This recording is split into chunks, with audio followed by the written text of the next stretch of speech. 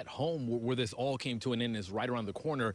This is as far as we can go. Deputies, detectives, FDLE, they're still searching throughout the house. Police say they found Coleman's body in the street about 5 minutes away from the police department, 2 hours away from his home. Why the teen was in Plant City and not his home in Gainesville, the family has no clue. Well, it won't be so cool if you're caught flying one of these in a no drone zone. If you walk with me over here across the canal, there's even more damage to homes over there. Terrifying moments for people inside this barbershop. You can see a couple of the bullet holes in the glass window here. I spoke with the owner of the business who says she was one of 2 people shot Saturday, and she's not sure why. About 100 or so people marched down Central Avenue, blocking a lane of traffic. The people behind these rallies and protests say this is a call to action. Lucci says the water came in from this back alley and went all the way out the front door. He says out here the water was waist deep. Majority of the search Friday was in the DeSoto Park area. The family brought out a K-9 team, private investigators. The family says Larson's phone last pinged in DeSoto Park. Leah's tragic death has affected all of Oldsmar. City Council is now hearing from many people in this community about traffic safety. So after several minutes of searching and going in and out to catch his breath, Pietraszynski found one of the boys. Now he had to find the second child. He broke windows. He did whatever he could to get him out. Terrible developments here in Pasco County. You can see, obviously, forensics still here. Pasco County Sheriff's crime scene tape is up. Really quickly, as you all mentioned, this started at the Tropical Smoothie, which is about 4 minutes down the road. Happy birthday, Uncle Aaron. I hope you have a good birthday, and I hope you get some good presents. His smile and his laugh were contagious. At 7 years old, he always lit up the room. We're left with such a hole. That's how Aaron and Monique Cichon described their godson, James. You couldn't have a bad time around him. His life was cut short Wednesday night, one day after his 7th birthday. Aaron spoke with him that Tuesday. And the last thing he said to me was that he can't wait to come up and see Uncle Aaron and Titi Monique, and that he loves us. Palmetto police say Aaron Naylor drove on the sidewalk and hit James. His dad tried to push him out of the way. They just left their jiu-jitsu class. Go. And James loved jiu-jitsu. That's him and his dad. He talked about it all the time, always wanted to get better. He genuinely loved it.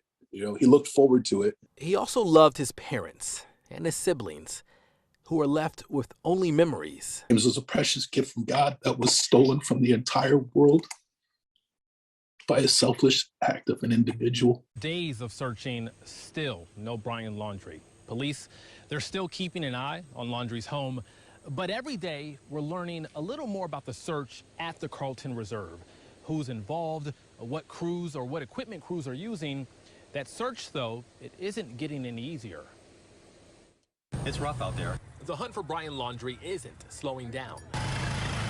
Crews went back out to the Carlton Reserve Wednesday, an area 75% underwater. Northport Police and other law enforcement agencies are now using boats, dive teams, and sonar equipment to move this search forward.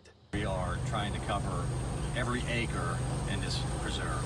Laundrie remains the only person of interest in Gabby Petito's disappearance and death. On Tuesday, the Teton County coroner confirmed her body was found in Wyoming over the weekend.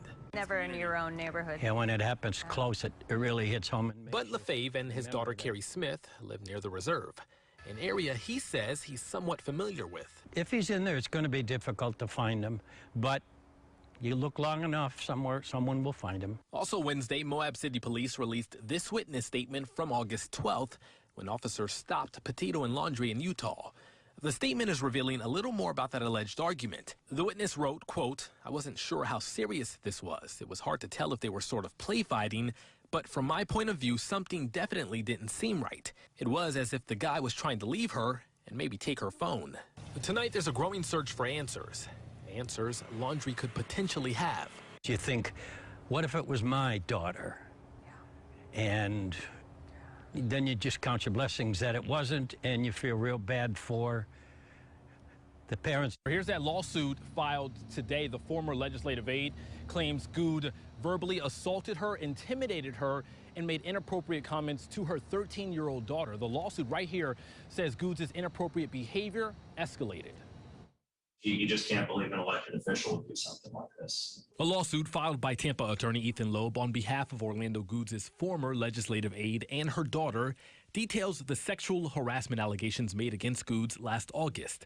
The lawsuit says the nightmare began in 2019. It accuses Goods of verbally assaulting the former aide with sexually charged advances and inappropriate remarks about her appearance and sex life. The lawsuit also accuses him of harassing the employee with, quote, comments designed to intimidate and mentally punish her for speaking out against his inappropriate behavior. Whenever the plaintiff would point out the inappropriate behavior, the suit alleges Goods would tell her she was too sensitive. I don't think anybody in this country deserves to be treated the way that she was treated. The former aide says she was forced to work late hours and as a result brought her 13-year-old daughter to City Hall with her. The lawsuit says Goods seized the opportunity to mentally abuse her daughter and that her daughter suffered mental anguish because of Goods' comments to her. Yeah, on a scale of 1 to 10, it's 100. It's absolutely disgusting. The city began its investigation following complaints by the former aide. After the findings were released, Goods stepped down as chairman but did not resign from council. She wants Mr. Goods to realize that he should not have done this to her. He should not be doing it to anybody, and that he should be held accountable for his actions.